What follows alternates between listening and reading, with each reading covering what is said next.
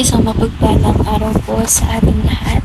So today is Sunday and this is our last installment for our current series, which is Trust in the Lord in times of waiting. So ito na yung pang 7th installment natin and tomorrow is panibago since tomorrow is Monday. So our topic for today is hope in the Lord. So in connection to our topic for today, ang Bible verse nating tatalakayin ay ang Isaiah chapter 40 verse 31. So in New International Version, but those who hope in the Lord will renew their strength. They will soar on wings like eagles. They will run and not grow weary. They will walk and not be faint.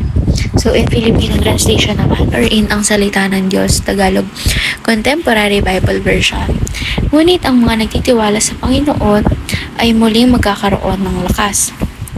Nilipad sila na gaya ng isang agila. Tumakbo man sila ay hindi mapapagod. Lumakad man sila ay hindi manghihina. So, pinapoint out lang ng verse natin for today na kapag si Lord ang nagbibigay ng lakas natin or kapag sa Kanya nanggagaling yung lakas natin, di ba? Never tayo manghihina and never tayo makakaramdam ng pagod. Especially sa mga bagay na ginagawa natin para sa Kanya, di ba? So, para mas mapalalim pa itong talakayan natin, is proceed tayo sa ating teaching. So, those who hope in God will, number 1, renew their strength.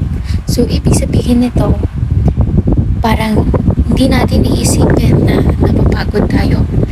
Kumbaga, nare-recharge na lang tayo ng kusa, kaya nga sabi rito, renew their strength. So, kusa tayong nare-recharge kasi nga yung lakas na ni-utilize natin is yung lakas na ipinagkaloob sa atin ni God.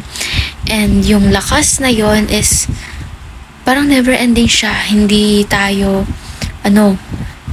mapapagod gaya ka nasabi ko kanina. And number 2, soar on wings like eagles. So ibig sabihin ito, katulad ng mga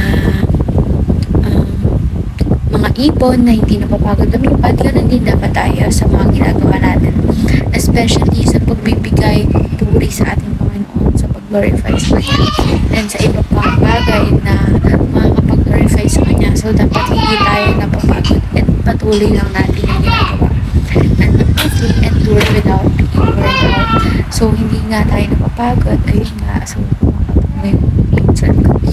ayun nga, dapat i-endure lang natin hanggang sa makakaya natin na hindi tayo napapagod dahil hindi naman tayo mababayaan ng ating Panginoon. So ngayon naman is proceed tayo sa ating meditation.